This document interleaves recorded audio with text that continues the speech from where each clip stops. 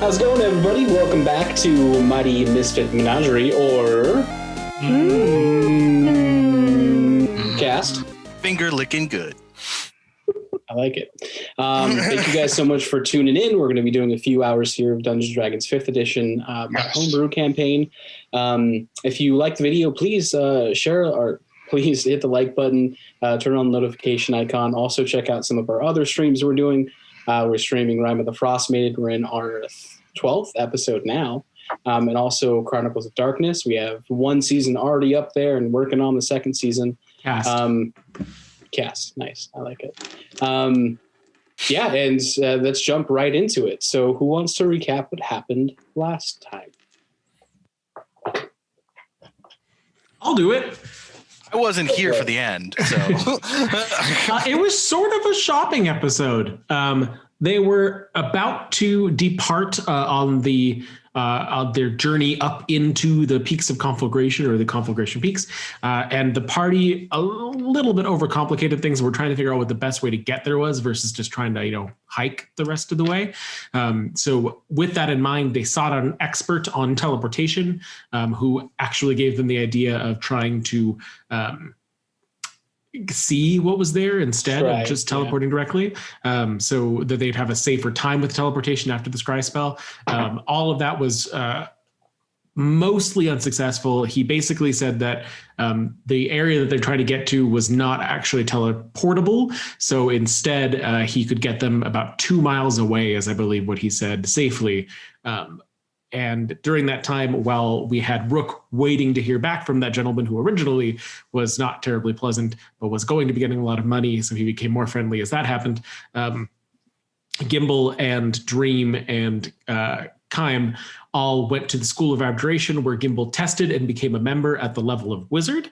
And then all of them went to the library and got a bunch of information, where they found out that Dream's person, her patron, our Nightmare King, is a demon, not a devil. So we know more information about him now.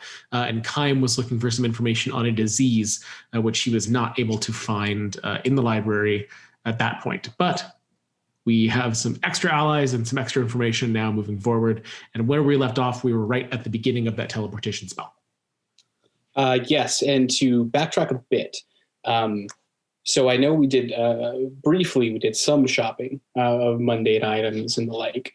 I will stress again, from the stories you've heard of the peaks, they are very hostile and not easily traversed. So if you would like to buy any more mundane items or anything else to prepare, let me know now. I want the one thing. Climbers kits and whatnot as well, I believe. Yeah. Well, I want something that I've been wanting in Rime of the Frostmaiden for a while, but I keep forgetting to buy. I want a grappling hook. Okay. Yeah. You're easily able to find a grappling hook, some magical, some non-magical. I just need a non-magical grappling hook, just a grappling hook. Just a regular, mundane, old grappling hook. Because when we were looking at that, it's hardly mundane. Well, because we were on the Nautilid, and I was like, oh man, if we had a grappling hook, we could get up to the 3rd floor, no problem.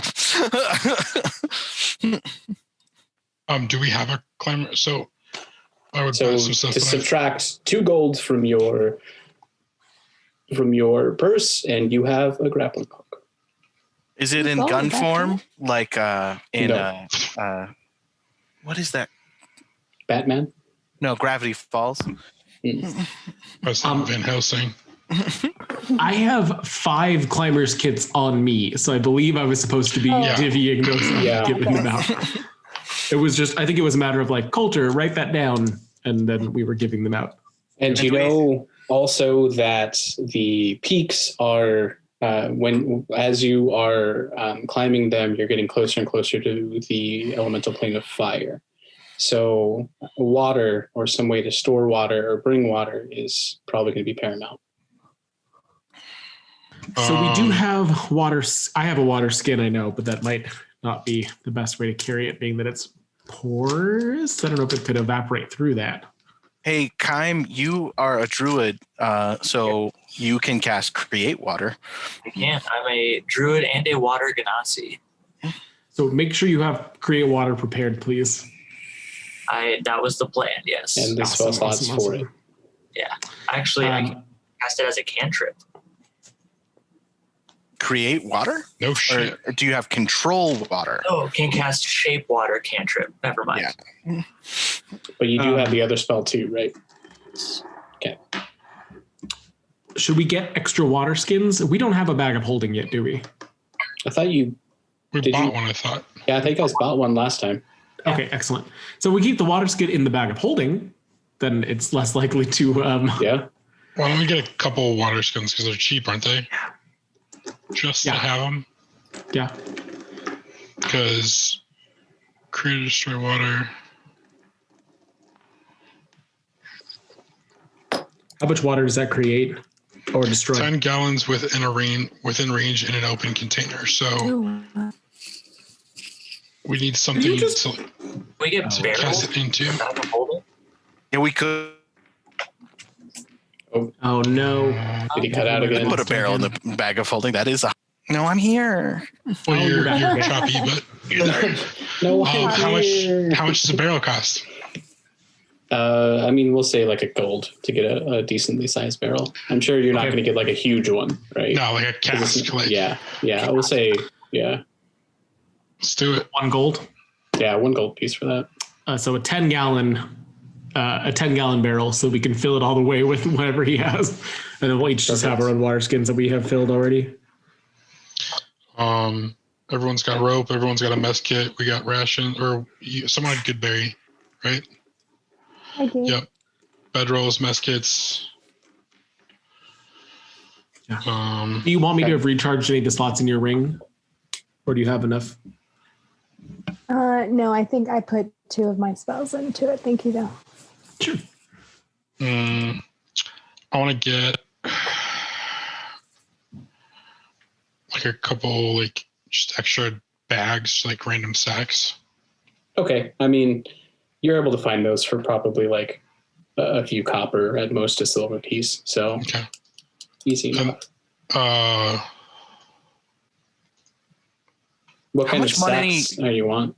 Just like cheap leather. Like it's nothing to like, I'm not looking to like contain something. It's more just like if I want to put something in it, like I don't care if it has like little holes or something. It's just if I need to like pick up an item and just to have it in there. Okay, let's say you can find like a few leather belt sacks for 5 gold each, or 5 silver each. Okay. How much money do we have? The party fund has 739 gold left in it. Is that after the 800 was taken out, or how much you're paying him 800, right? We paid him 500. That brought us down to 1,000, and then we spent more money. Okay. I think that was probably getting the bag of holding and everything. Is there any way I could get armor for 700, Mark? Is that, should I even try it? What armor are you looking for?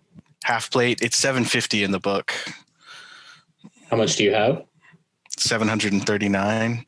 I mean, but I don't want to break the party just for one item for me. Yeah. You can try making a charisma check or a persuasion roll to talk him down, but it's going to be close to 700, even if you talk him down. Is that okay, Gimbal? I mean, it's going to be dangerous for you to be unarmed. Rather. I mean, okay. So real talk out of character. I mean, I do have an 18 AC currently. So whoa. Yeah. But can that you would fight with a shield. I'm using a shield. Okay. But that brings me up to 20 with the armor. So that's why I'm interested in it. But if we don't feel like that's enough of a value for that much money, I'd understand. I'm just afraid we're going to get somewhere and we're going to have to do something with money, or like we're going to have to bribe someone or like buy something. And like, not that I don't think it's important to have armor, but like, what do we do? Yeah. Gold is almost our like get out of jail free card. I don't want to phrase it like that, but it can function that way if we need. Yeah. Oh, we can't do that. So he is also saying that he's going to teleport you there. You don't really have a plan getting back. Yep. Other than just descending the mountain. Yep. Okay. And he says that he's going to get you, he can get you as close as 3 days away from your destination, around the area of your destination. And then to climb back down is probably going to be better part of a week. So, so you do know teleportation circle, right, Coulter? Yeah, I know teleportation circle. Yeah, but so that one can teleport us to a permanent circle. As long as you know the pattern. Yeah. Yes. And when you take the spell, it says you know 2. So which 2 does he know? I think Osrin would be like the one that I had been to before. Could I? Is it possible to learn the one here? Like this one? Yeah. Make an Arcana check. Okay. So according to this, you can commit a new sigil sequence to memory after studying it for 1 minute. I rolled a 19, so that's a 28. Yeah, easy enough. You're able to look at the inscriptions. Really, really well written, really well engraved. This is high class work, much more so than even in Osrin, which you were impressed by. Okay. But you have the ability to teleport to the circle. Okay, so we have a way back then. Shoot.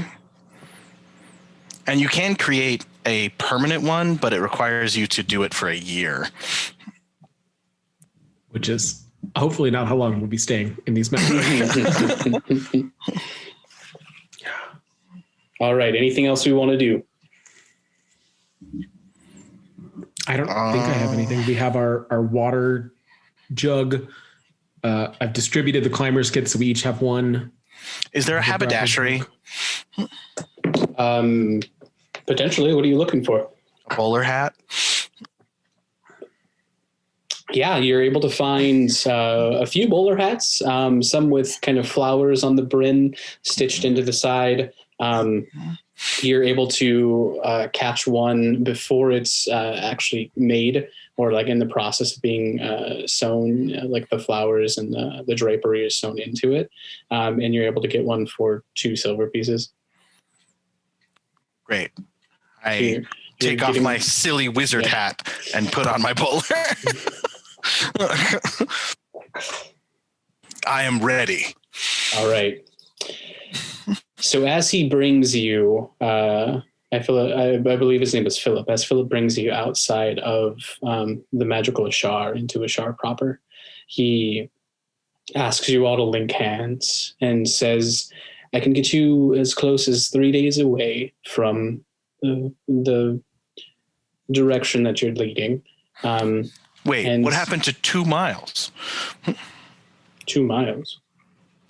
Isn't that what we said in the recap, that he could get us within 2 miles of it? No. Okay. My bad. And I mean, I could have said that on the last one. I could be mistaken, but it's 3 days. So please be careful up there. There's not many people that have come back from forays into the peaks. If you are ready. I'm sorry, out of character again. So teleportation circle does require 50 gold pieces worth of rare chalks and inks infused with precious gems. Oh. Yeah. I mean, we'll assume that you have those if you have the 50 gold pieces. Okay. I'm just making sure that we don't get up there and then you read the spell description and like, actually. Yeah. Special ink. All right. As you all hold hands in a circle and close your eyes, taking in kind of the sweet smells of this like beautiful little hamlet that you've been in, slight breeze going across your face. You feel the same sensation of being transported through time or through space into a different location, the same kind of pit in your stomach, Kaim, being the second time that you've, or third time you teleported now, you're getting more used to it, but it still kind of sends you for a loop. As your senses appear in this new space, you feel this overwhelming pressure, this overwhelming heat that's wicking the moisture from your skin. As you open your eyes, you see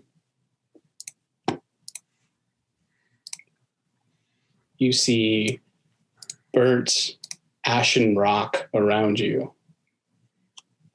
Strange juxtaposition to the kind of village full of flower, life, and love. This is a desolate place, almost burning the soles of your boots as you're walking through.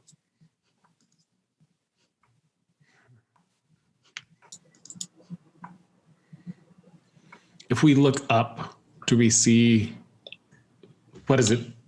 Yep, as you're on a bit of an outcropping. I'm going to use the other one because no one else just has. says. Oh, gotcha. You're on an outcropping, looking down. You see the same jagged rock, kind of as far as your eye can see, and off in the distance, you can see greenery and the where you once were. Looking up, you see jagged peaks coming up from the mountain itself, and at the very top, you see a few large plumes of ash and smoke bellowing into the air. Well, Gimbal, it can't be said that you don't take us to amazing places. That's a word for it. Do we know which direction we're to go from? Sure. So we'll say that you have, you were given a general area in which your mother was pinged by magic, right? We'll say that you have a map with that area identified, and Philip gave you the exact position where you have been teleported to. So now, to move forward, we need to ascertain how well your direction skills are. So survival rolls to see if you can go in the correct direction to get to that general area. Shoot. Dirty 20. Can I roll? Yeah, anyone who's wanting to roll. I'm proficient, so I rolled. I'm sorry. Dirty 20. Okay. 22. All right, so you are able to ascertain the direction. For about 100 feet or so, it's a pretty flat plane, and then it goes vertical, having to climb one of these kind of craggy outcroppings. So to get this initial vertical step, I need to utilize you guys need to utilize a climber's kit and athletics rolls. So this map we're looking at, that's vertical, or? Well, this is a downward shot. This is a battle map, but you guys aren't in battle yet. This is just kind of set the scene. No, I got you. I was just like, it's really cool that you made a vertical map. That's cool. No. Is that athletics? Athletics, yeah. Can I have 19. help? Gimbal, you can ride on my back. Okay. Okay.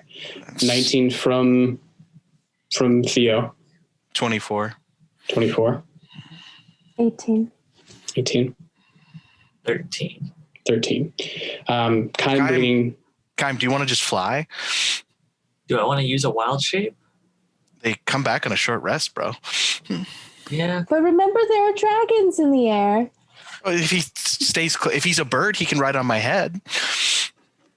Okay. Yeah. Upon trying to climb with everybody else, and I'm assuming slipping and kind of falling down, I will wild shape into like Big Falcon or something. Let me see.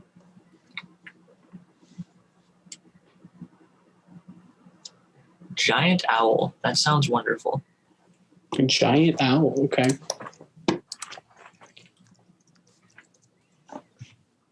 Philip almost looks jealous as he pokes his head out of the back. Although he tells me he's enjoying this extra space. Okay. As a large beast, you probably won't be able to sit on Rook's shoulder, but you can kind of glide your way up without going too far away from the mountain if you wanted to do that. That's what I want to do. Okay. So yeah, with Gimbal on the back of Rook or on his shoulders, you guys are all able to make it up this first leg of your journey, moving forward at a decent clip. At some points, you're about quarter move speed. Other points, half move speed. It's really, there's no actual path or anything that resembles a path. You're kind of trudging through and making your own way up the mountain, which is taking a lot longer than you would have expected. Theo, go ahead and make just a D20 roll.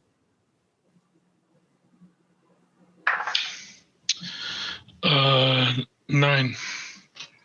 9. As you're going forward, looking around, you don't clock really any life whatsoever. You would expect maybe birds, maybe some kind of small bugs or animals around, but there's absolutely nothing around you. I don't like this. This is not natural. Oh my God. Okay, yes, but we knew that we were going up a mountain that wasn't natural because it's tied to the elemental plane of fire. So yes, it's not going to be natural. If we could just go one day without complaining about how things aren't natural. As I'm climbing.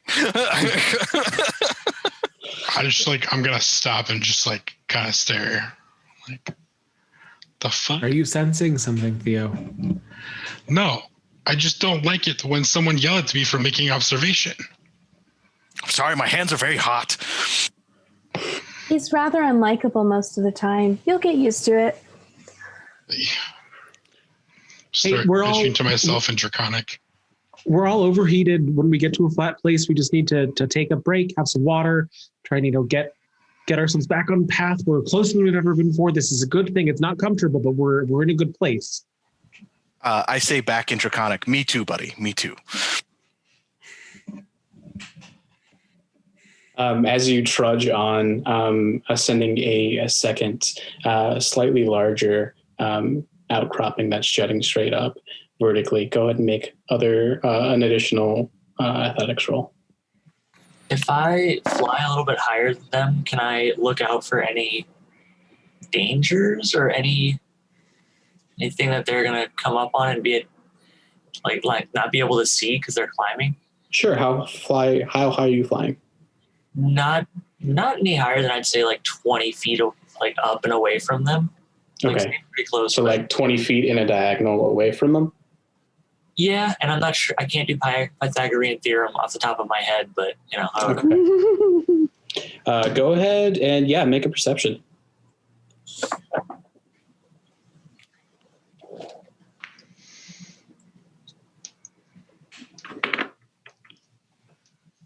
$14. 14. You see, as you're getting higher in the air and you reach the 20 feet away from them, looking forward on top of this outcropping that they're climbing, there's another flat spot. That area itself is maybe 40 feet long or so. And you do see small things skittering around. And as they hear the thump of the climber's kit as they're attaching the pins to the walls and attaching the rope up, they are scattering away from the noise. And further up the mountain, as you glance up, you see a small, almost just tiny black figure. And as you're up there, it's getting bigger and bigger and bigger, coming towards you.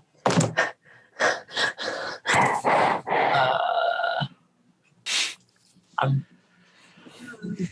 gonna dive back down towards them and just start calling out in my owl form. A little more panic sounding, almost like the same kind of screeching that was happening during Dream's political stunt. All right, I start climbing faster. Okay. Where are you going, Kai? I imagine just like down to near their level and then around and like staying closer this time, not leaving them at all. How close? 5-ish feet Okay. out. As you go down and you're making your noises of distress, maybe 5 minutes later, you feel it first. It's kind of a rush of unbelievably hot air as it envelops the five of you. Looking up, you see for a split second a large figure go right over your head and dive deeper down into the crag. I got a 19 on my athletics roll. Okay. What about everyone else? And anyone who wants to make a perception on it as well.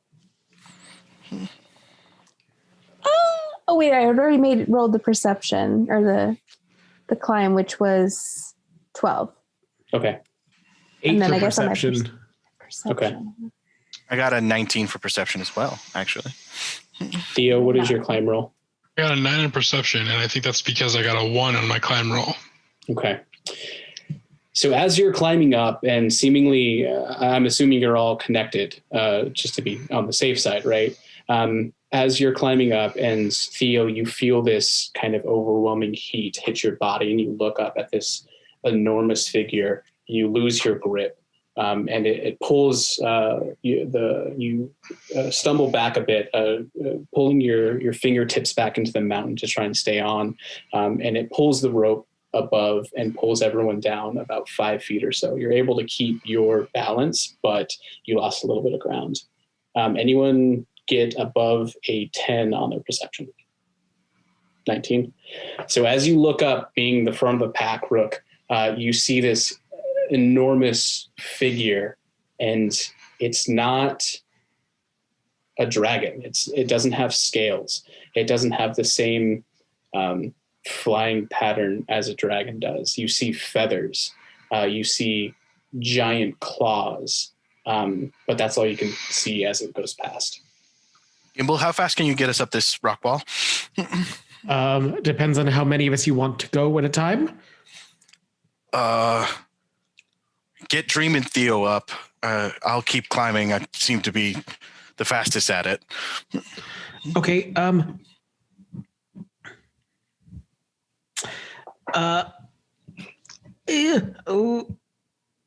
Okay. I cast Fly on Gimbal. On Theo and Dream. Just Theo and Dream? That's who he said, right? Yeah. Theo, Dream, and Kym can now all get up to the top of this thing as fast as possible, and then I can just hustle, I guess. So you're casting it at fourth level? Okay, so to get 2 of them. All right, so Theo and Dream, how far are you flying away from the wall? I'm staying as close to the wall as possible. Okay, so just straight up vertically? Yeah. It takes you... Go ahead. Oh, I already did it, but if I cast Levitate on all of us, then we could just use the rope to climb up the rest of the way without really having to worry about it. Next time. I'm sure there'll be more climbing. But we don't have a rope at the top. We're doing the rope as we go. So somebody would still have to get up before we could do that strategy. Yeah. Grab it with but if Kym flies up. Yeah. Okay, so it takes Dream and Theo, it takes you with the fly spell 2 minutes of intense climbing straight up, staying as close to the wall as you can to not kind of get this thing's attention, and you're able to get on top of this smooth area. It took them 2 minutes. Mm-hmm. After I didn't realize it was that far. Gimbal, do you have another one for me and you, or can you only do it? How far down is that? Yeah, I can make another one for us. Is it concentration though? Yeah, I mean, if they're landed, So it'll break theirs, but yeah. So if they land, do you think that's a fair use? It's up to you. Yeah. Like, I don't want to spend your spell slots. okay. If I see them land, then I'll cast it on us. Okay. And it's easy enough that you can call ahead to them. I'm sorry, Coulter, you could spend a third level and only cast it on me, and then I could fly with you on me still. Is that work weight wise? What's the weight of? Is there a weight limit? No. It's everything I'm carrying, so. Okay, sure, I'm down. Just save you a fourth level. Yeah. Yeah. Okay. Yeah. So at that point, you're able to get up in the next few minutes to the same kind of flat spot. As you look out, heart pounding, adrenaline still pumping, you don't see the figure flying around anymore. At this point, you're still pretty covered by the crags that are jetting straight up. Okay, so what's the size of a dragon but feathered? Are there feathered dragons, Gimbal? Are there feathered dragons? Not that I'm aware of. I don't think there's any feathered dragons. Whatever that thing was, it had a lot of feathers. Is this something that I could roll for that, or would I just know what it is already from what they told us? Because they told us a lot of what was up here. Yeah, you go ahead and roll a nature check. Okay. And anyone do it or just anybody or anyone who was there. So everyone except for 15. Okay. 15. You would think, being a furbolg, that I ought to have a good nature, but no. You said everyone besides who? Besides Rio. So you can roll it, Jake. Because we were with them when they were describing it to us, or describing the mountains to us.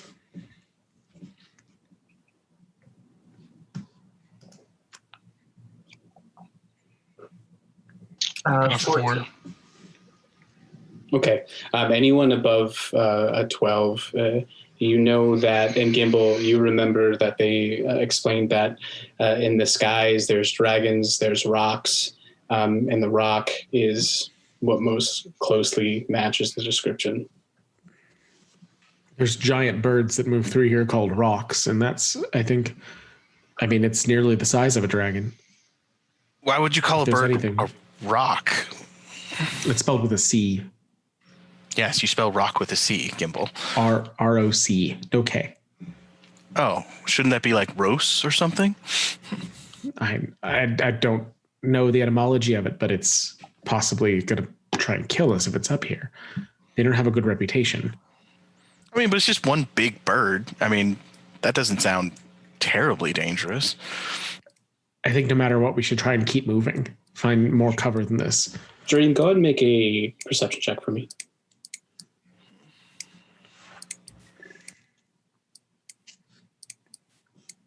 $13. As they're having this conversation of the origin of the word rock, you see these objects skittering out from underneath the boulders and the crags next to you. Hello? As you see and you look closer, you see they're a little bit smaller than you, but very long. They have kind of serpentine bodies, multiple legs on either side, slithering past. They look at your group and they start coming towards you. Go ahead and roll for initiative. Okay. Mark, I know this is totally out of character, but are these little baby Bahirs? Maybe. They're so cute. What does it mean? 7 for Gimbal. 22. Oh, me too. 8. Who's going first? Dream. Okay. She saw him. Okay. 19 for Rook. Cool. Time.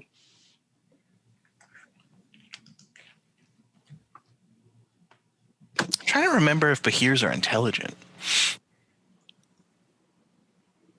I don't know. Does Rook know that? I guess we're gonna find out. Time, buddy. 17.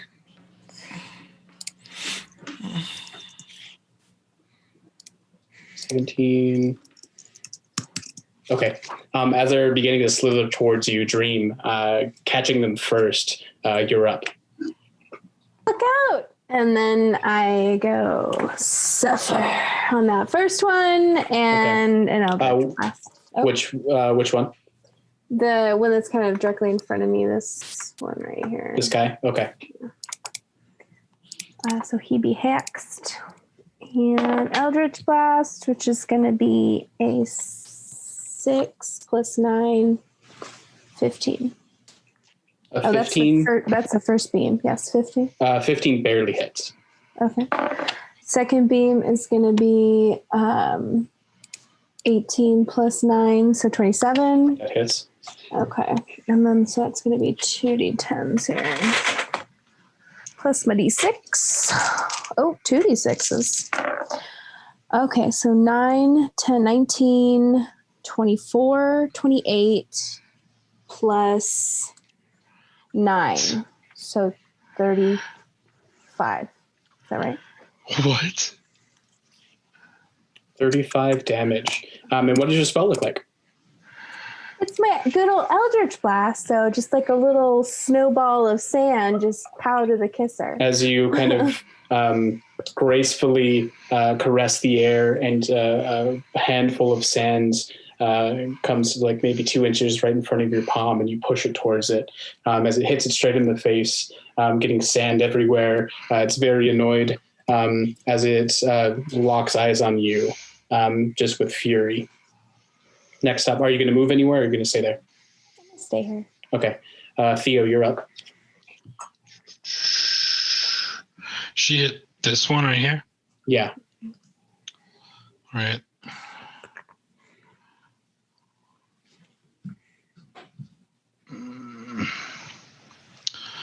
We're going to stay there. Actually, we're going to go. You're there. And we're going to let's do Sacred Flame on the same one. Okay. And it's a save? Dexterity saving throw. Does a 11 make it? Does not. Okay. What does your attack look like?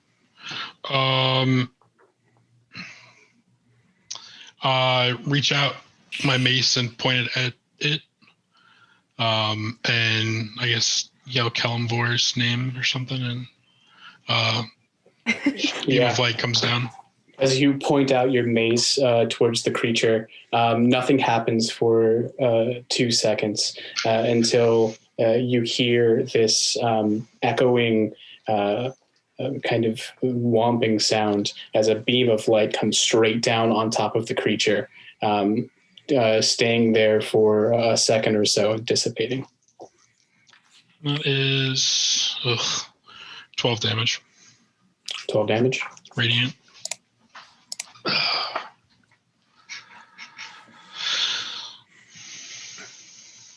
I think that's it. Okay. Next up is Rook.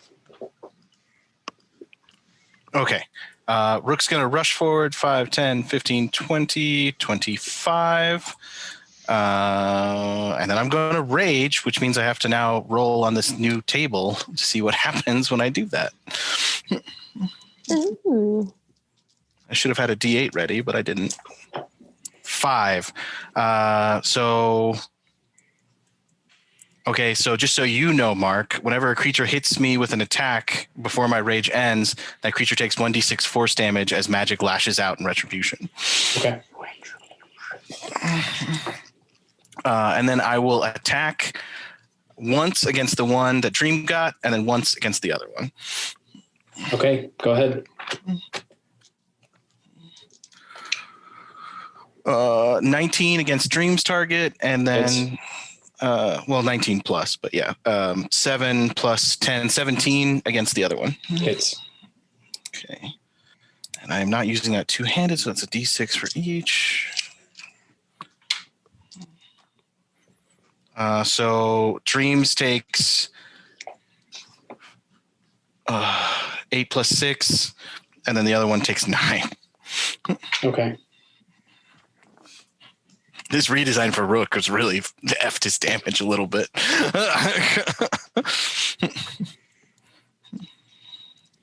All right. As you use your one fist to smack this one in the head, using that same momentum with that fist to bring it over to the other one, doing a decent amount of damage to the first, and the second one just clocking that you're there, and then its eyes locking on you. Next up is Kaim.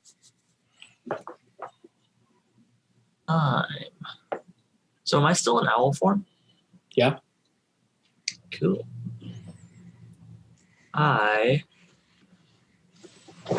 If this would work. All right, still in giant owl form. Loved its flying speed, don't care so much for its attack options. But I'm going to fly over and around to this one, and then I would like to attack it with my talons. All right. Oh, shouldn't he be large, Mark? Where is he? Oh, there he is. Yep. I love watching him get big. Rio, that's gross. Take it easy. That's not what I meant. Reel it in. Gimbal's my bae. I would never say that about another party member. No. I missed because I rolled a 6. Okay. But I'm going to use my flyby. I used almost half my movement speed. But I don't provoke attacks of opportunity when I fly out of enemy reach. So then I'm going to go around here to assist Rook. I was here. Okay. That's the wrong. Let me double check I can do that. Yeah. Yeah, that's my turn. And you're staying cognizant of staying close to the rock, right? Mm-hmm. Okay. With a K. Yeah, with the K.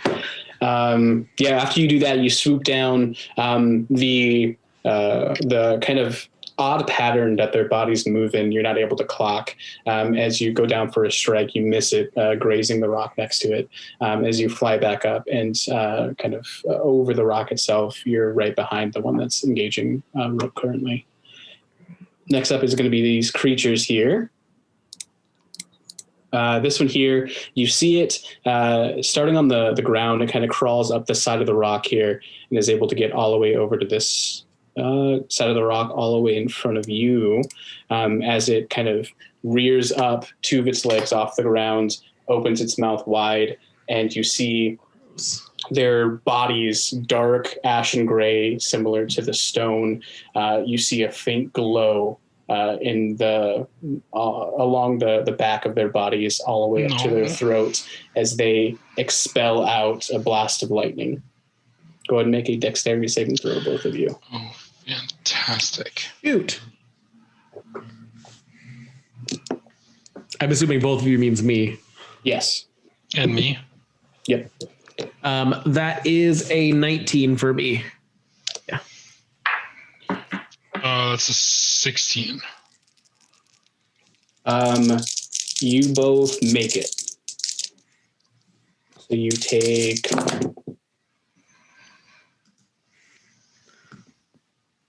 That's why you never stand in a line. 24 points of damage, so cut in half. You take. Oh, okay. I was like, what? As it kind of reaches back its head and expels it straight onto you. This one here, able to do the same, coming over this way, not able to get Dream quite, but he's going to do the same thing to Gimbal, so another dexterity saving throw. Okay, great. That one is a 15. 15 does not make it. Okay. 21 points of damage as you see the same thing rearing up as it shoots out a jolt of lightning towards you. Jake's in trouble because flying types are weak to electricity.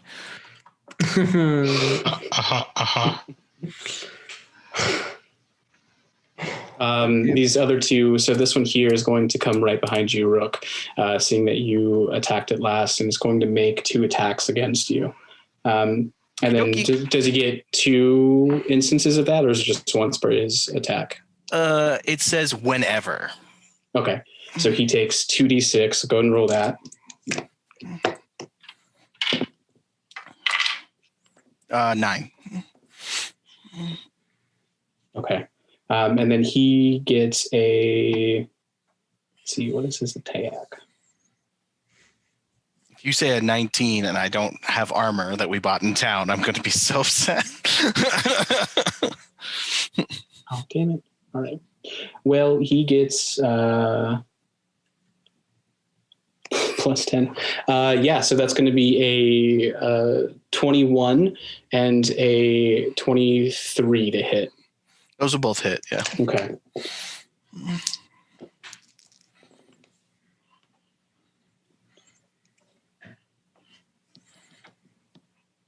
Uh, 15 points of damage.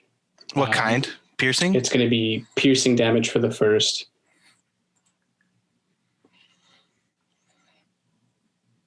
So it's 15 total? So 15 for the first attack. For the second attack, the first one, he reaches out its maw and bites you on the shoulder. The second one, you see lightning fast, the back of its body come and sweep around you, putting you into a grapple. Doing 9 points of bludgeoning damage. And 10 points of slashing damage, and you are grappled by the Behir. Cool. And there's no initial... Oh, and you are also restrained until the grapple ends. Cool. And then the second one, seeing that you're grappled, he's going to turn his attention to Kaim. Kaim is going to do the same first bite attack on you. Does not hit. Next is going to reach out its body on you and do a nothing. As you see it lunge forward, you're able to swerve out of the way, and then it picks up all of its body onto its hind 2 legs, standing a good 7 feet in the air, and tries to grab you with its front 2 arms. You're able to swerve that as well. Next up is going to be Gimbal. Okay. Oh crap! I don't have anything. This is the situation where Misty Step is the best spell in the game. Right, and I don't have Misty Step, so I got to use something super overpowered to get rid of this guy, and it might not even work. Shocking grasp. I mean, they have lightning breath, so it is pretty safe to assume that if they're like dragons, they would be immune to it. I'm just saying, they can't take a reaction then. Well, but for that effect to take, doesn't it have to take damage to get that? You just have to hit. I don't know. That's got to make a choice. Yeah. What are you doing, Gimbal? I am going to. Hey, Mark, are we to assume that this line at the bottom of the map is that cliff? Yes. Stay. I'm going to go ahead and dimension door. Okay, where are you going? I am going. Where am I going? Gonna go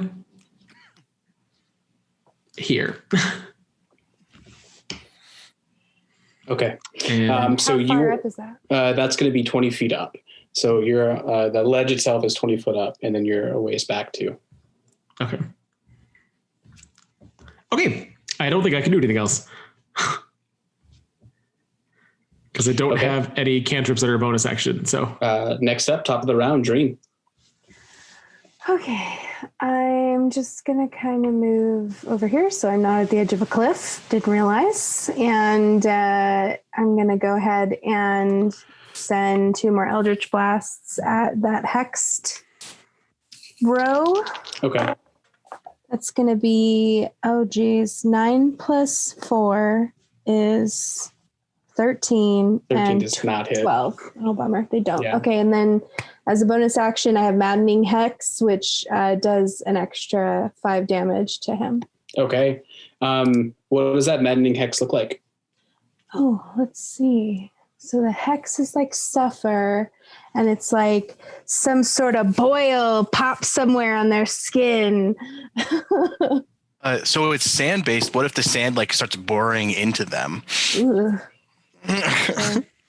You see as the creature itself opens its maw to let out another attack of electricity. The maddening hex, you see inside of its mouth, a few pus balls start to form and pop, sand trickling out of its mouth, and it falls over dead.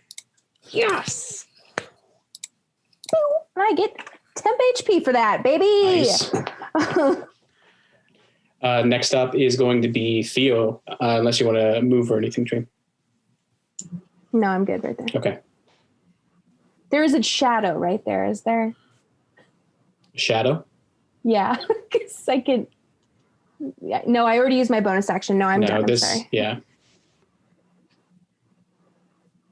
What are you doing, Theo?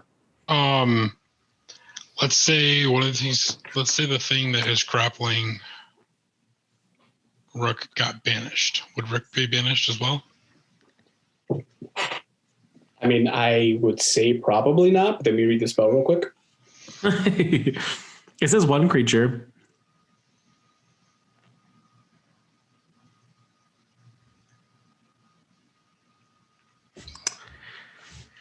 Oh, I hate having to waste a whole round running away. Yeah, I would say it would just be that creature. I get a charisma saving throw, please. Natural 20. Of course. Alrighty. If only we had, what's his face? Finnick. It's like, actually, he got a 10. You got a 1, my friend.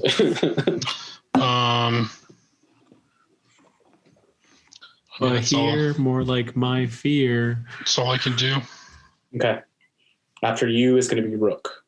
You are currently restrained and grappled. Yes. I tried, Rook. Sorry. That is fine. Escaping from a grapple, is that an action? I can never remember. Yes.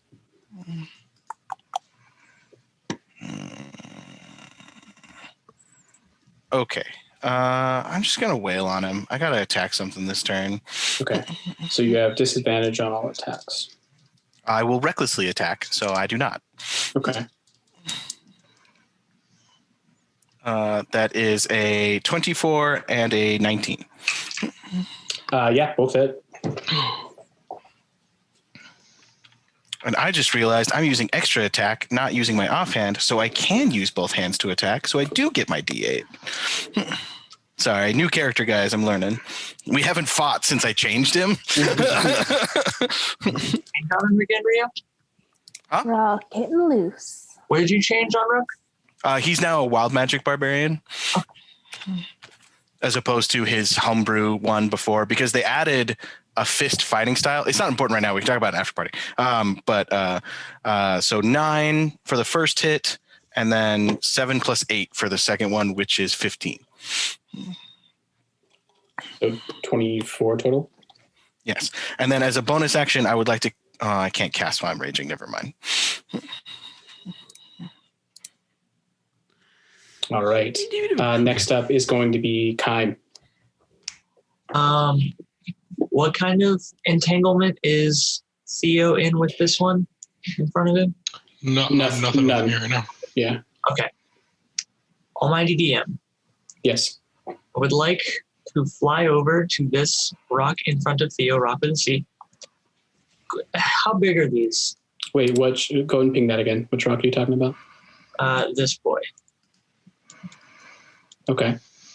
How Over big here? are these creatures? So these are medium-sized. So they're, I guess, medium-sized creatures. So when they're on all fours, they probably come up to 4 feet. And when they go onto their hind legs, they go up to 7 or 8 feet. Okay.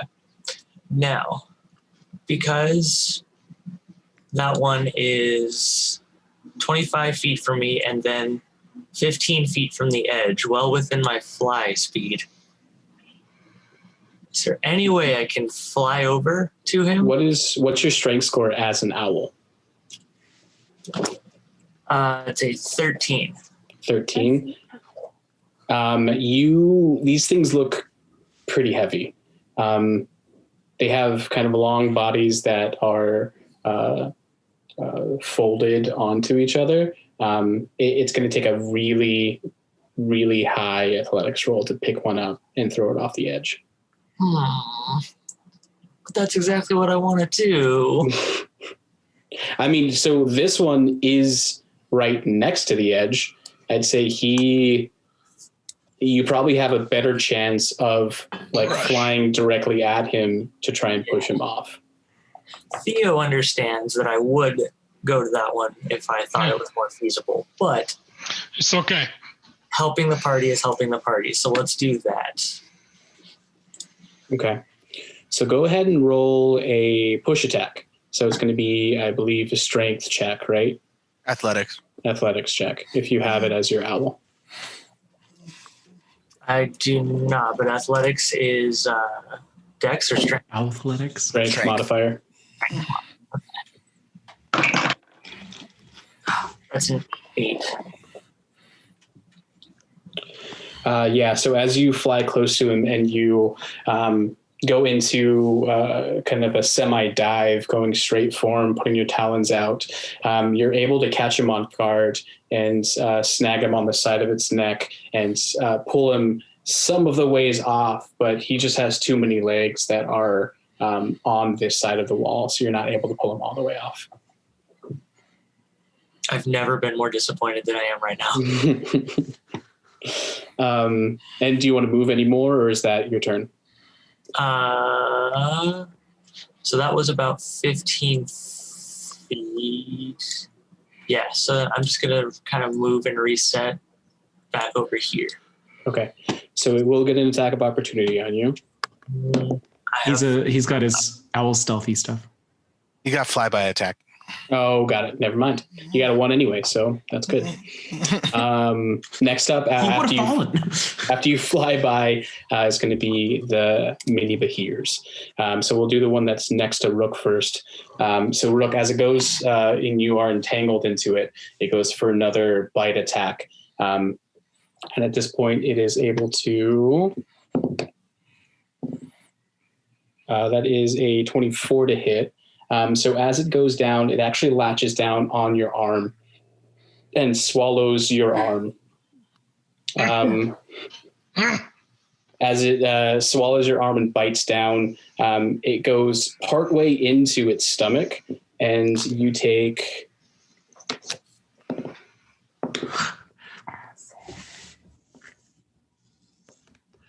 14 points of acid damage. As it's corroding away the flesh that's inside of your gauntlet.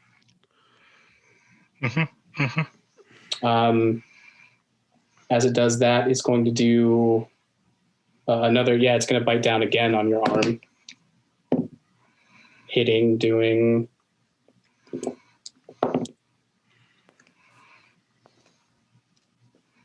$13 points of piercing damage cut in half for you. And do you want to roll your d6 for both of those attacks?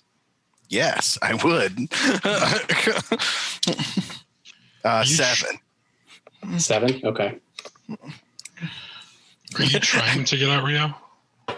I mean, not until this thing's dead. I mean, it doesn't really... It's just going to constrict me again otherwise. So you're not actively trying to get out? No, because it takes my whole turn. Okay. Okay. This one's going to slither onto the side of you. It's going to kind of reel back up onto its hind legs and let out another bolt of lightning towards your direction. Go ahead and make a dexterity saving throw. Me? Mm-hmm.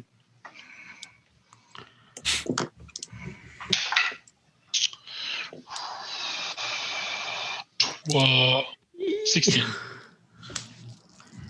16 just makes it.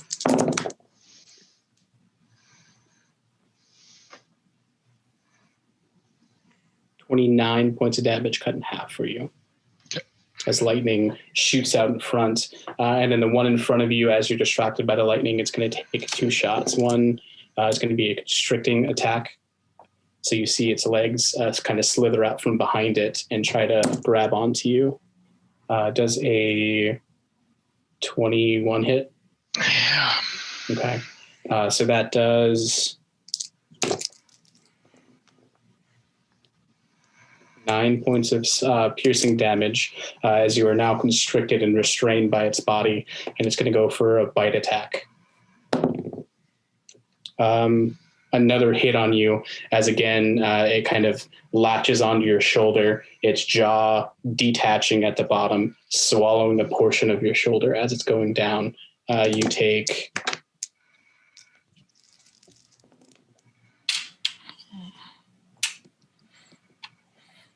50 points of acid damage and 11 points of piercing. 15 or 50? 15, 15. Oh, God. Oh, guys. As it's now attached to your shoulder. Next up is going to be Gimbal.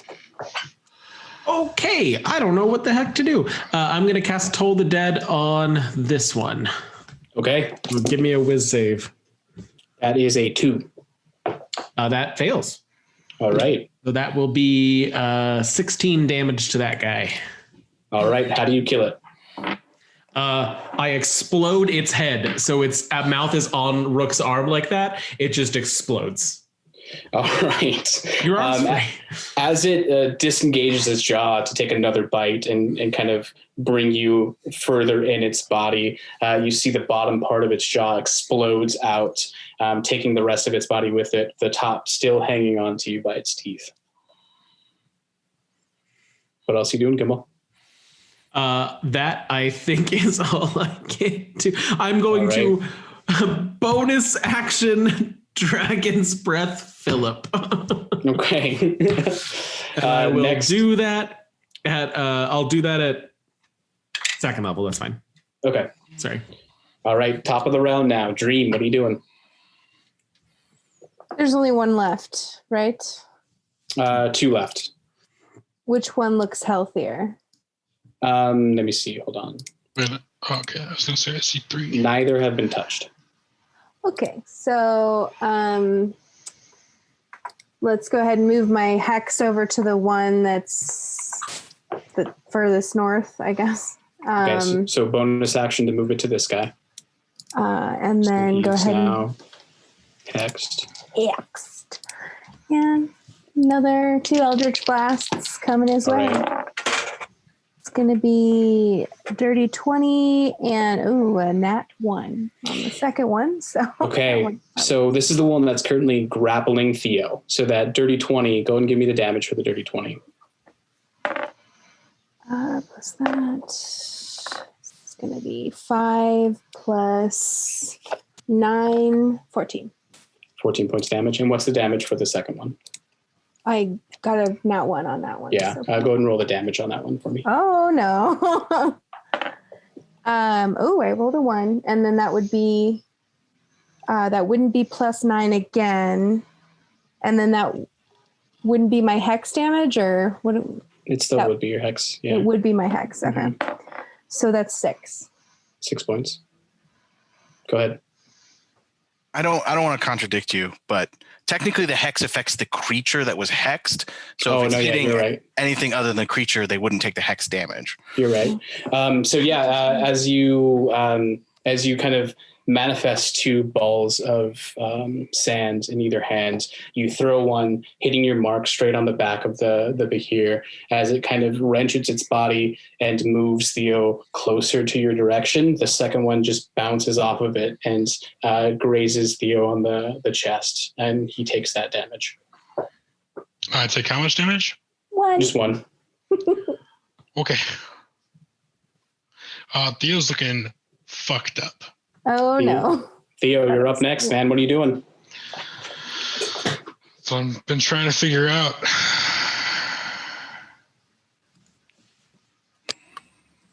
Hey, Theo, do you not want to attack next turn? I need to get the F out of there. So what needs to happen? Well, I'm just asking. I could help you be protected, but. Oh. What about that death ward thing? I think you're thinking what I'm thinking. You probably have a much better spell save DC than I do, though.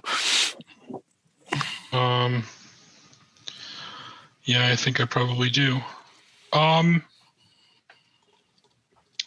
Okay. I'm gonna cast Sanctuary on myself. All right. What does that look like? I can't use my arms, or one of my arms.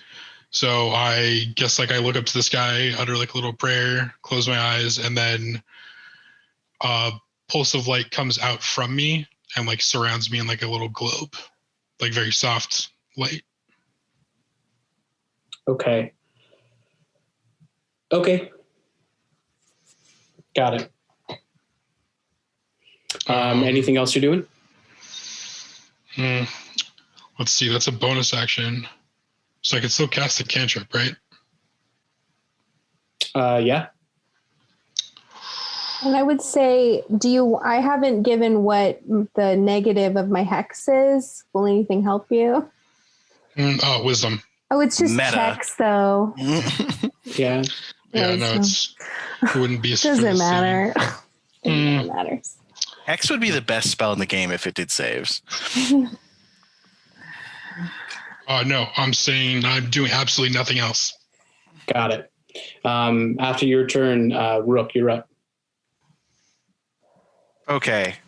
Which one is on Theo? The one further north, this guy. Okay. I would like to run up to that one and grapple it. Okay. The grapple. So it needs to make an opposed athletics check.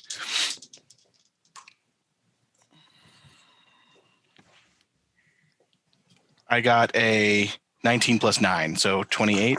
Okay, you got a 21, so you beat it. Okay, and then I'm going to go ahead. You're grappling the bottom of its body. It's still grappling Theo. Can I pull it off of him?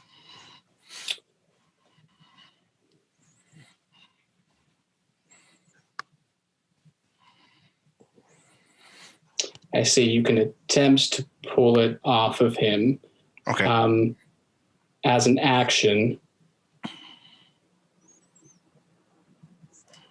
At this point, you burned your action to grapple. Yeah. Okay, so next turn you're able to try and pull it off of him. Okay.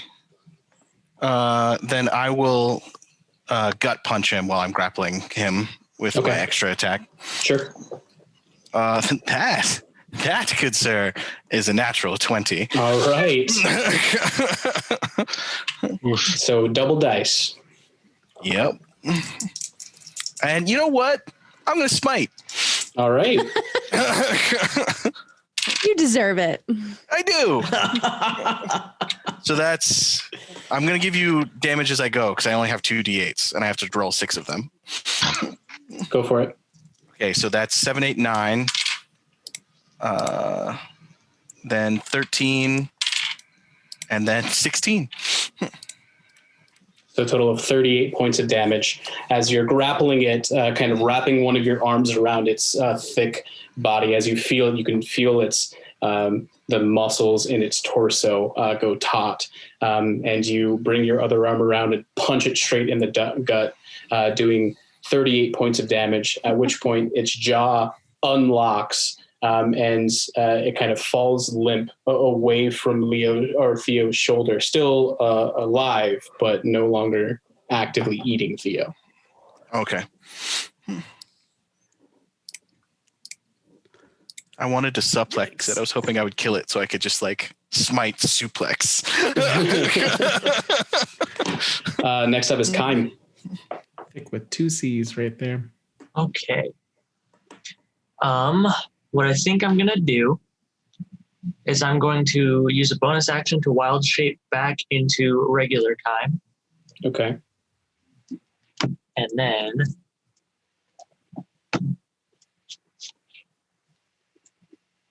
We've been attacking the northmost one, correct? The one that's grappling Theo?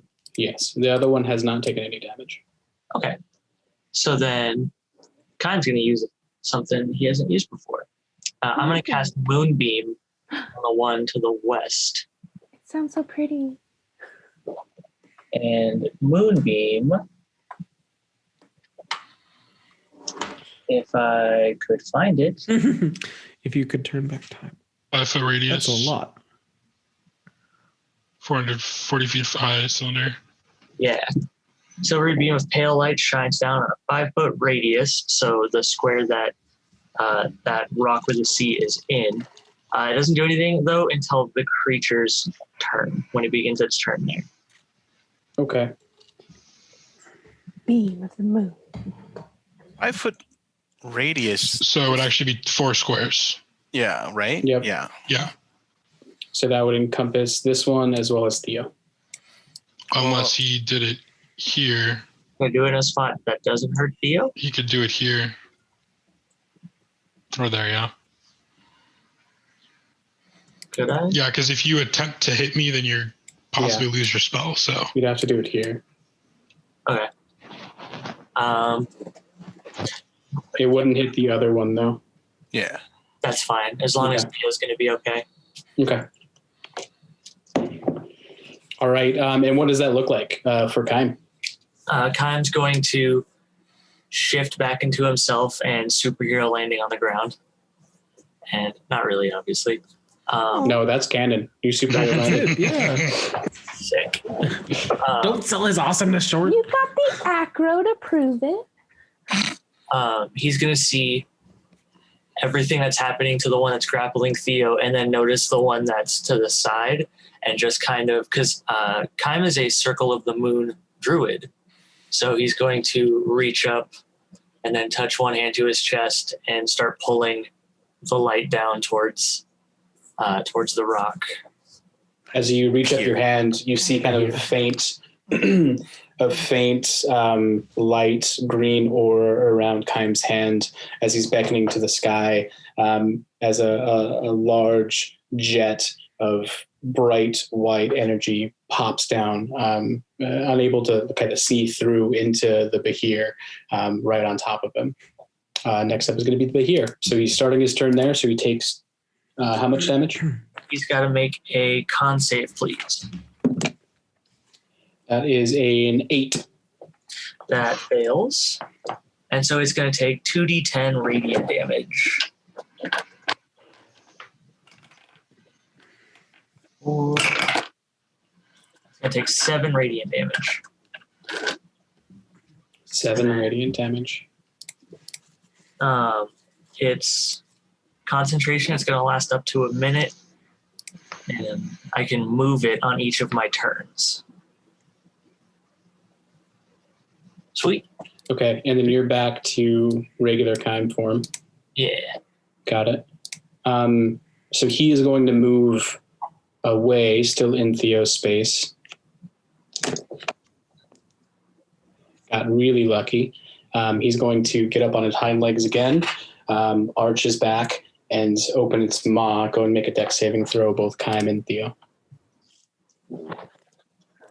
That's an attack, right? Yeah, theoretically. Wisdom saving throw, please. Wiz save is 16. Oh, damn it. All right. I got a 12 on my save. Okay.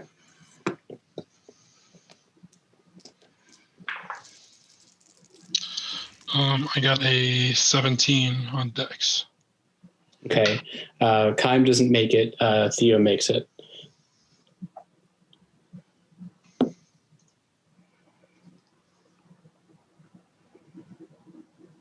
This one, 38 points of damage to you, Kaim, and cut in half for Theo. God, what's that? Hold on, I gotta sit here and press this button for a long time. Give me a minute. You take 19 damage, Theo. Theo is down. as the second Bahir being grappled by Rook is going to turn. Yeah, I mean, he's going to turn his body around. He doesn't get his breath weapon back, but he's going to make another attack on you. At disadvantage. He's just grappled, so he doesn't get disadvantage. I just wanted him to have disadvantage. Okay, he does not. I'm sorry. That is a 17 to hit with its claws. Doesn't hit you, so it's going to go for a bite attack. That is a 28 to hit. That'll hit. Oof. That would hit God. And that is a 21 points of slashing damage, or piercing damage, sorry. Ooh, I'm so glad I'm a barbarian today. After the last two Bahir's turn, it's going to be Gimbal. Okay, I'm actually going to drop the Dragon's Breath, and I'm going to cast Melf's. Meteor. And then I will expend 1 on each of them. Does that explode into like a 5-foot radius?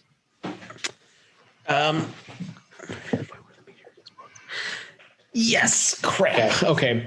So I'm gonna send one of them here. So just it's that guy. And then Kym, how bad are you looking, bud? Hey, Gimbal, I got plenty of HP. You can hit me. It's fine. Okay. I'll send one here then. Okay. And is that a dex saving throw? Yeah.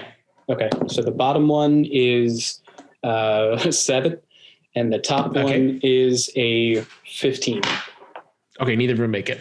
Okay. So bottom one takes 10, top one takes 2. How do you kill? Okay, the top one takes 2? Yeah. I got a nat 20 on my dex save. How much damage do I take?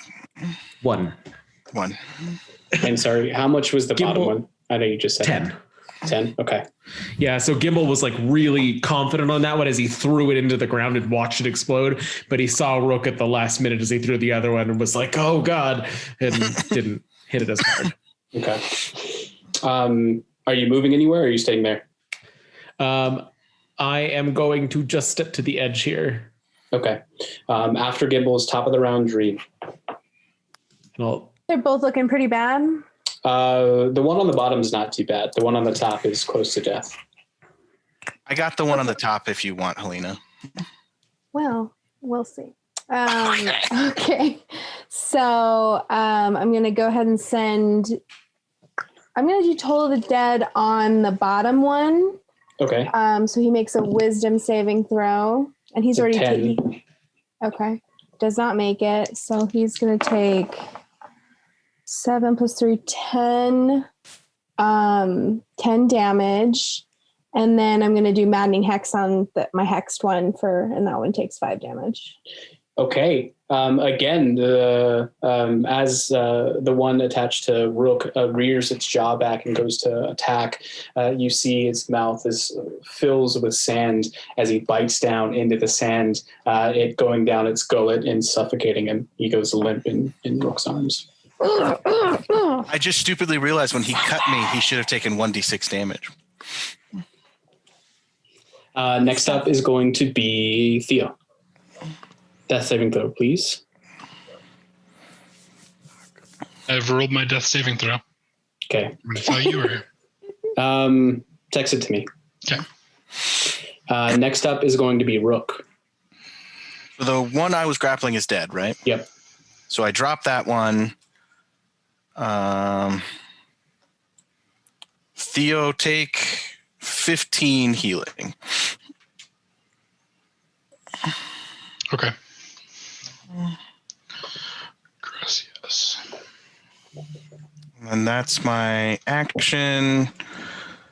I technically took damage trying to maintain my rage. Can the damage from last turn last for this one? No. Okay, well, I'm going to get up in this one's face then and hope that it hits me. All right. Next up is Kym.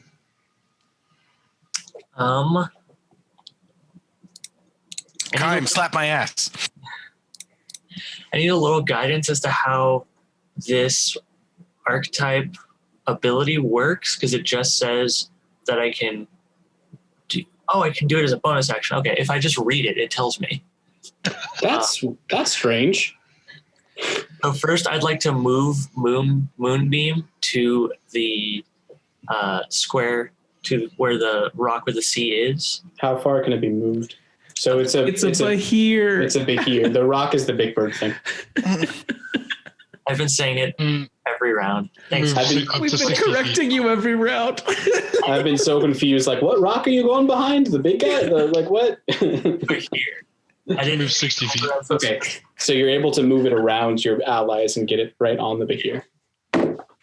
So I want to swing it around there, and then I would like to move up to Theo, and then use, I forget what the ability is called, but use 4 Fey points to basically give Theo 46 of healing. What is this called? Oh. I have it written down somewhere. Balm of the Summer Court. Balm of the Summer Court. So when that moonbeam moves over the Bahir, is that count as it entering the area? No, because it specifically says when a creature enters a spell's area. I think that's supposed to be on its turn. I wouldn't rule that as it entering, because that's kind of like it'll take it twice. It's kind of like forced movement. The spell entered his square, not the other way around. Yeah, exactly. Yeah. Also, it's the creature's area. Oh, it's an action to move it. Okay, yeah, you're good. And then Theo, you get 8 HP on top of what Rook just gave you. Sweet. And that's my turn. All right. Let's see if he's lucky again. So he's going to come right over to this way and again go on its haunches and let out another bout of lightning. Fuck. He started dex saving throws. Did he take the damage from the moonbeam first? Not yet. So go ahead and roll the damage. He failed the con save.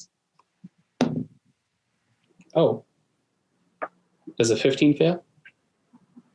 I mean, I sure hope it does. Wait, hold on. 17 fail? Yeah. Or no, that's okay. So it takes half. Okay, so what does he take? It takes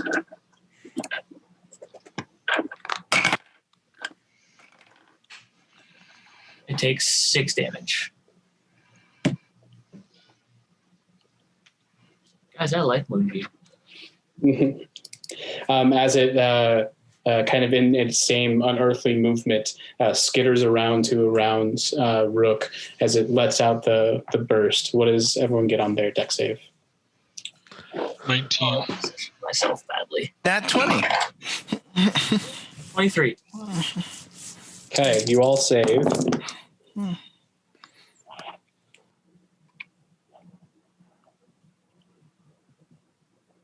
Well, it was nice to be up for a round, right, Theo? 27 points of damage cut in half. Oh, thank God. So 14? Yeah, we'll say 13 points of damage. Oof. And that is the end of its turn. Gimbal, you're up. Why does everybody always insist on being right next to the things that I want to kill? I am going to... We're so sorry.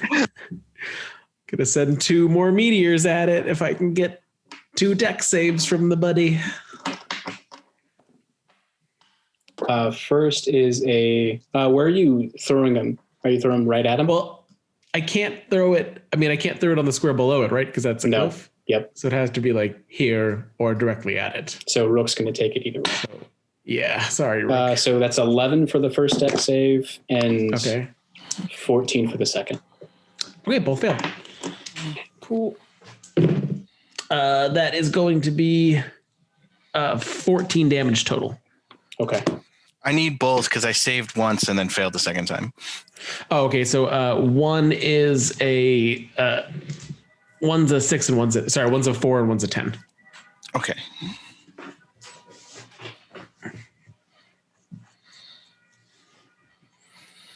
All right. Are you doing anything else? I cannot. Okay. Isn't that a bonus action to throw those? You know what? Yeah, I think you're actually right. It is a bonus action to throw it. I was thinking it was an action to throw it and a bonus action to cast it. So I will Toll the Dead him as well. Okay. That is a 11 and 11. That does not save. All right.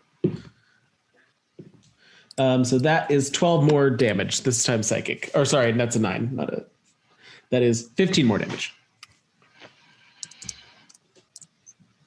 All right. As it takes that damage and you see it visibly wince, still locking eyes with Rook. It's going to be top of the round Dream. Boom, I'm moving my hex to that guy, that last guy. All right. He's going to get, how about I blight him?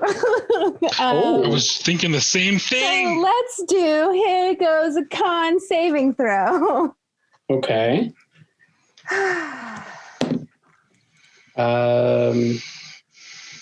20. Dirty 20. Oh, you made that. So I'm going to give you Still half takes damage. half. That's still pretty good. Okay. 6, 7, 8, 9, 10, 11, 12, 13, 14, 15, 16 plus 3 more. 16 plus 7, 23, 27 plus 8, 35. 35. Plus he takes an extra D6 from Hex. Plus the D6. That's another 6. So 35 plus 6 is 41. 35 halved. And then the 6. 17. And then 23. I already used my bonus action, so that's all. So how much total? 23. 23. What does your blight look like? This one I hadn't quite figured out. I'm feeling like it's like hatches start just decaying, like sand is rubbing away the flesh or something like that. Okay. Yeah. As it finishes its final thrust forward with its lightning, you see that its bottom jaw starts withering away into sand and falling on the floor. As the rest of its body, you can kind of see its eyes dart around in panic as the rest of it is completely encompassed by sand and falls to the ground. A large wind coming through and sweeping it off of the cliff. No, I just watched Avengers. Don't talk about sand in the wind. You are now out of combat. The hell were those?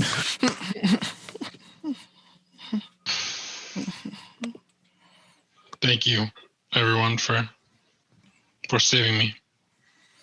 Oh, of course. Dream, can you help me down?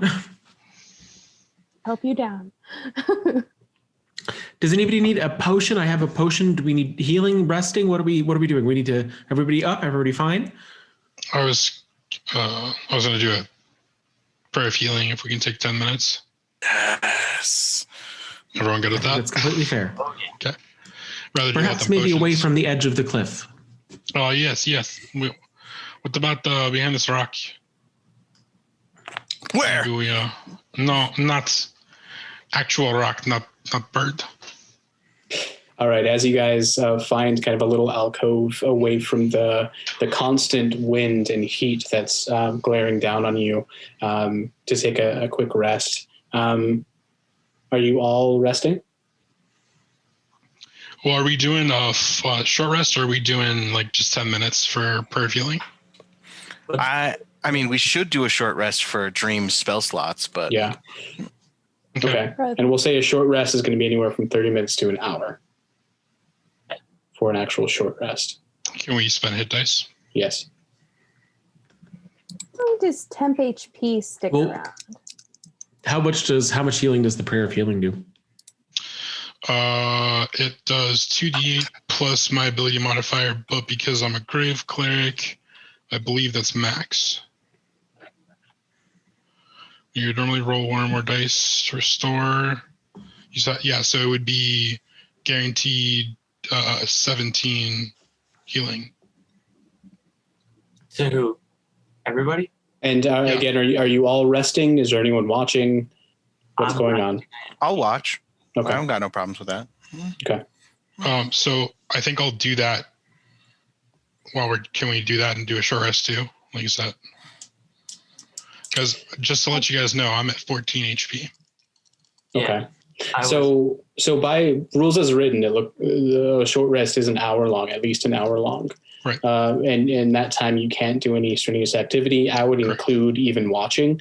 At that point, you're just kind of relaxing and not doing anything. So we can rule that in that hour period, 30 minutes could be a watch and 30 minutes could be a rest. So we could split it that way for 2 people to watch each 30 minutes. Hopefully rest an hour and 10 minutes. I can do this spell too. So, Okay. So everyone gets 17 back. Sweet. Whoever's first watch, go and roll a perception for me. Got you. 19. 19. As you're letting everything around you and the dust settle from your battle, relaxing and hearing just the absolute quiet and the kind of eventual noise of the wind being broken by the rocks above you. If you kind of focus your perception or focus your senses, you can, in the darkness of like cracks and caves, you can see things moving. What at first you thought the mountain itself was barren and have nothing on it, it looks like the creatures live in between the rocks. They live in the shadows of the mountain, away from the biting wind and heat. So that means when night comes around. So this mountain is full of those things that almost just killed us. Well, when night comes, we can Liamans, and at least that's impenetrable for that time. We haven't had to set up camp like that in a while.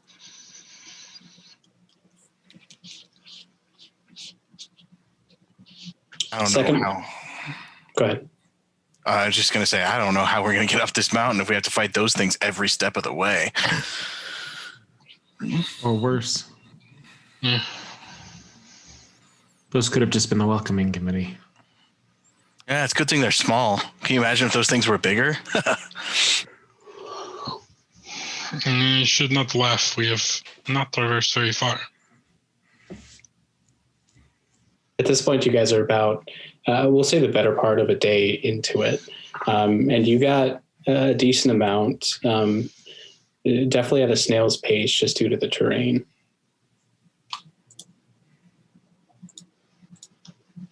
You're muted. After we rested, we kept going. Is that what you're saying? No, at the rest point. Second watch, go ahead and give me a perception check.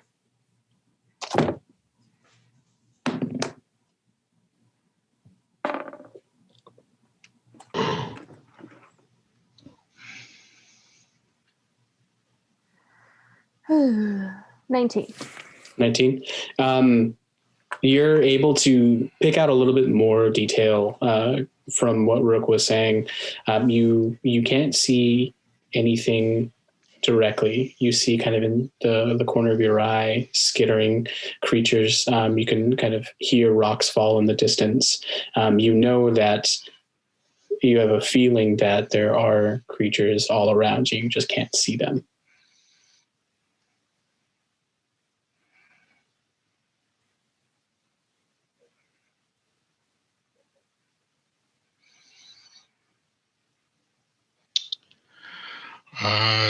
I think we must keep moving. We can't let a small battle like this stop us from our mission. I'm ready. Gibble, you're muted. And whatever else we've woken up here. So as you stand back up and ready to go, keep going forward, you're able to get maybe another 100 feet ahead of you, and you see another outcropping straight vertical up. How do you plan on traversing this one? Giant eagle. Giant eagle, got it. I could use my 1/5 level to get the rest of us up there. I mean, if there's no immediate danger, I mean, Theo could maybe help Dream up. I could help you up. I just don't want to waste that teleportation circle in case of an emergency. Okay, that'll be my last 4th level. Then we can use that to get the 2 of us up, or you and Dream. I also have spider climb. I could potentially use that to walk up the side of this. Yeah. So that just leaves. I would still need to use the 4th level then to get Theo on his own, and then you carrying me. It's a strength check to get up. A strength check. Athletics if you have it. So if I had something that gave me advantage on strength checks. Yeah, that would work. I can use this. Guidance. Not guidance, but both strength. Okay. So how are you guys getting up? I guess we're going to climb again. It's the most resource effective way. And then if we come into another emergency, then we'll hold that in reserve. Okay, Gimbal? Okay. Should I use spider climb or should I climb too? I mean, spider climb sounds like the best bet for you, right? Okay, I just want to check. All right. So Dream, how are you climbing up? What does your spider climb look like? I guess I'd always envisioned it on like regular doors and ceilings, but I guess for this wall, I think maybe like my joints go back like this, and I actually like kind of crab walk up. Okay.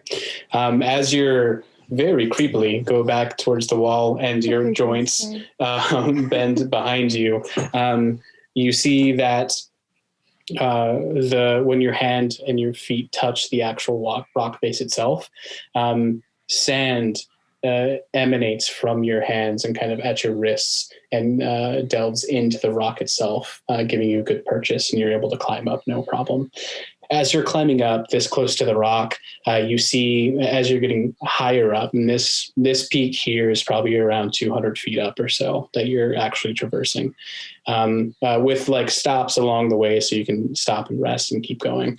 As you're going higher, you see gouts of steam, you feel the pressure first, and then you see that it escapes from portions in the rock as it shoots out this kind of boiling hot steam from the rock face itself.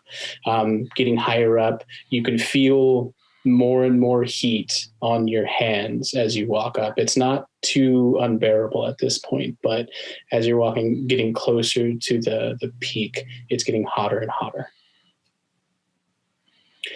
Everyone who's climbing, go ahead and make athletic checks for me. And then Kaim, how far away are you flying? Not very after what happened. I'm thinking 10 feet up to see if I need to warn them of anything, and then not far, like out from the rock. Okay. Go ahead and make a perception check for me.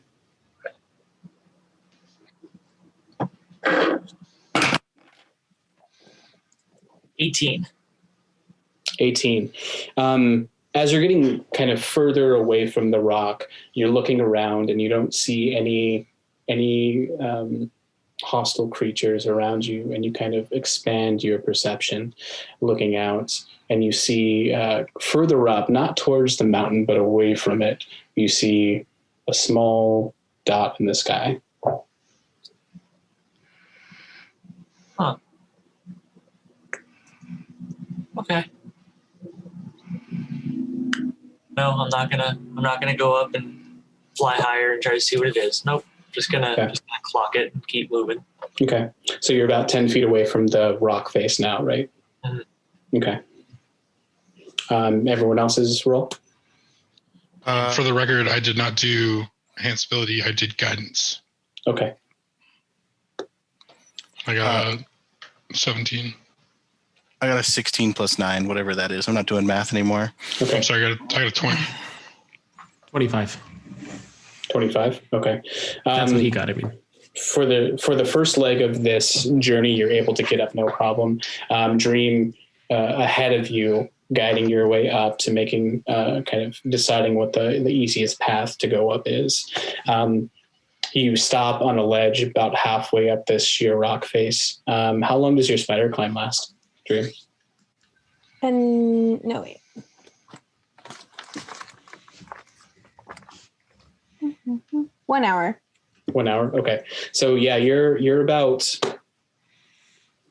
we'll say 30 minutes or so into this just grueling climb. Dream, you could have got up in half the time, but kind of staying back a little bit to make sure that your friends don't fall or kind of give them the best spots. You're able to get to a ledge and rest your arms a bit and kind of gather yourselves. And we're going to go for the second leg of this climb. Go ahead and roll your athletics again. And then, Kaim, how long does your B shape or wild shape last? I think It's a number of hours equal to half your druid level. Yeah. Okay, so you're fine. 17. 17 plus 9. Okay. 26. Okay. So, Theo, as you're continuing to go up, and you're a bigger floor block, you have some mass to you and some muscle, and this climb isn't the easiest for you. You're not as nimble as some of your other party members, so this is really taking a toll on you. But you're able to get up and over the lip before you feel exhaustion take over. So at this point here, after a little bit of rest, you're able to kind of regain some of your strength. But the terrain is really taking its toll on you. Yes, sir. And same with you, Rook. You're climbing it with no problem, but Gimbal is starting to get heavy. And I would never say that. You take that back. And you don't think you're going to be able to have him on your back for too much longer. We should rest. Yes. Yeah. At this point, you see the sun slowly begin to set. We should rest. As you come across or on top of this outcropping and find that much smaller than the one you were in before, the same kind of uneven rock, uneven flat rock that's flanked on all sides by these sheer walls and crevices and holes into the mountain.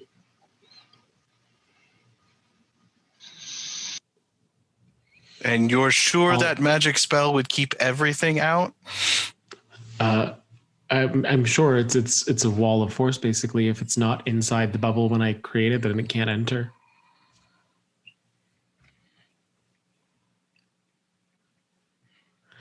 I'll go ahead and cast Leomans. Okay.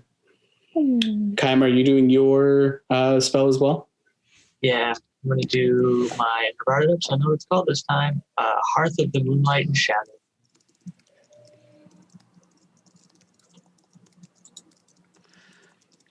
And as soon as the dome closes around us, it immediately becomes cooler inside. Nice. It's like the AC was turned on down to 70. Oh my God. I'll pull the water out of my bag and pass around. Very unbecoming of Rook. He takes off his gauntlets because he's been sweating in them all day.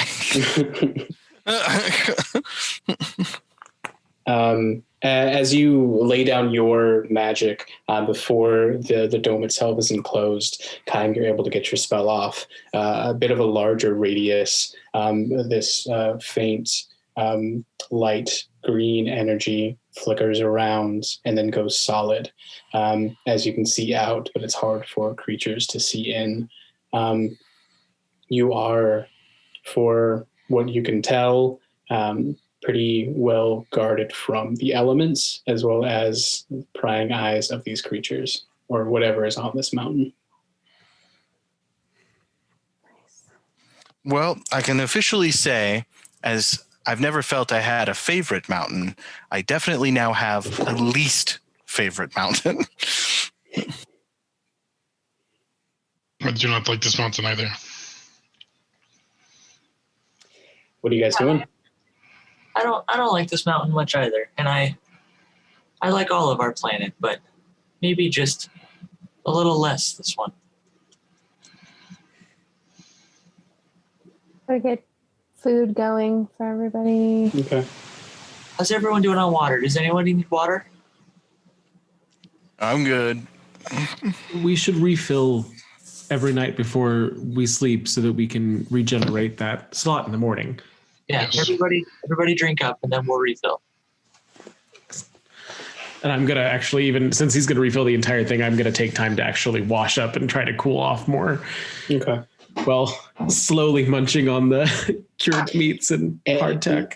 And even though like this climate controlled bubble of force is around you, it still takes you the better part of 2 hours to kind of get back to where you're comfortable and get your inner temperature down to a manageable place.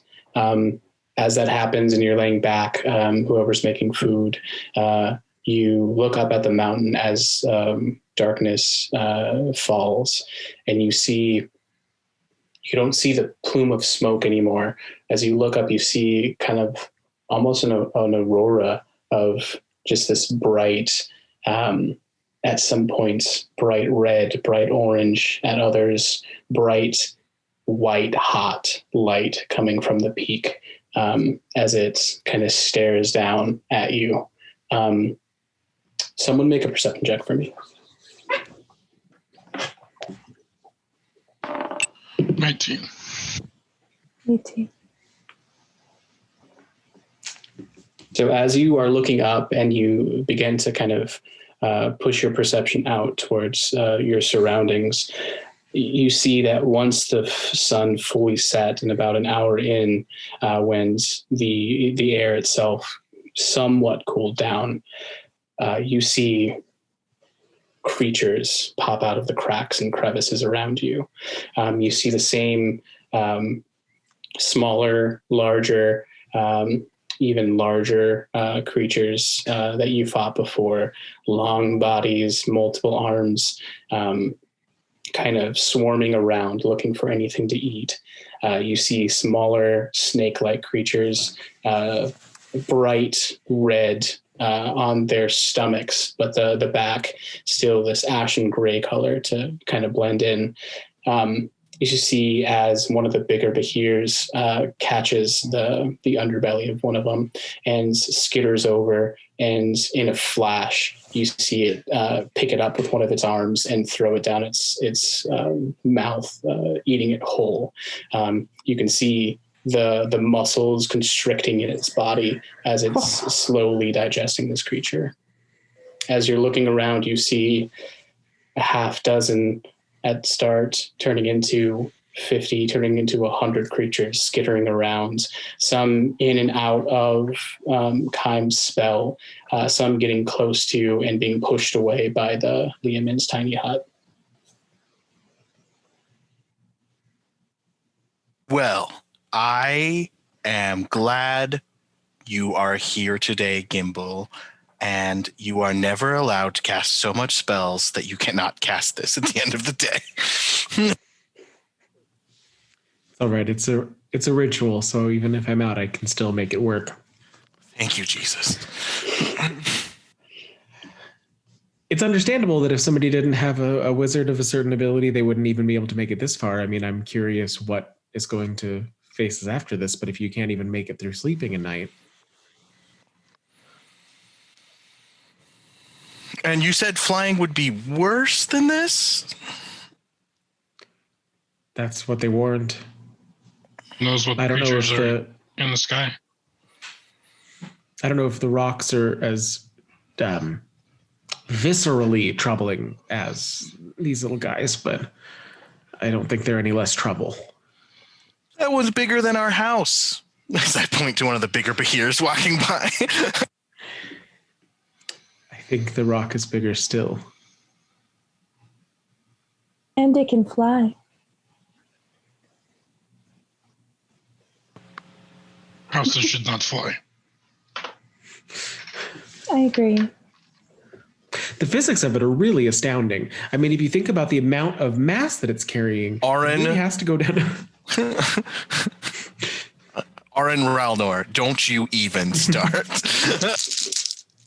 Starting to draw out in the sand how it would, or in the ash, how it would have to. Theo's It makes sense why they have hollow bones. Theo's slightly intrigued by this because he's never seen you do math before. We need a distraction. Yeah. Just quietly, I'm going to. It's like trying to translate this high level like physics and arithmetic into okay, what can I take home? What will they understand? I go to sleep. People have an understanding of like gravity or like just Newtonian physics in general, given.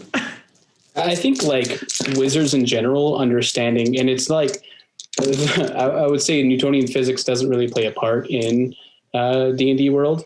Most of it is honestly magic, and like most of the forces that govern the world are based on the weave, and set up by this magical force is kind of an underlying factor. But so you would have in-depth understanding of how that affects the world, but not necessarily like calculus or physics. I'll start going into whatever the F equals MA of that is for Theo and Kime. You have like the magic, you always have the magical constant, right? Which is kind of like the constant of gravity. So any equations that you're doing have the magical constant. Yeah. So yeah, Rook, you're going to sleep. Everyone else, as you're trying to get comfortable on this kind of rocky, ashen landscape, anyone doing a watch? I will stay awake, but I'm not going to leave the tent. Okay. Well, you can do a watch from within the sphere. And I think it gives you Kime's spell. I think gives you bonus on checks. Yeah, +5 to wisdom perception. I can do the first watch and then like wake someone up a couple hours before dawn for the final couple hours. How long do we want to go tonight? When's my cutoff? I don't want to be that guy, but I should probably end on time tonight. So when is on time? Because we started a little bit late second. So like 11:30 or like now? It would be great if we could go now. Sure. I can explain it to you off camera, but. Okay. As you guys sit in and dream, you sit for your first watch, kind of seeing still out in the distance, this constant movement around the ground. That's where we're going to end tonight. Thank you guys so much for watching. If you liked the video, please like, share, subscribe, hit the bell icon, all those things. Does someone want to take over our Patreons and thanking them, our patrons? I didn't have Thank that you so prepared. much to Sparky and David Lugo, Daniel, Scott, Alistair, who is our newest one, and of course, Rio's mom. We do have some fun videos and things on there, but just a reminder to everybody, if you have questions, comments, concerns, etc., you're more than welcome to leave them on the YouTube as well, or the Facebook or the Twitter, or all the other fun things in the doobly-doo. Jake's been running our Twitter, and I'm working on getting all these up on Spotify and iTunes in the next week or so here.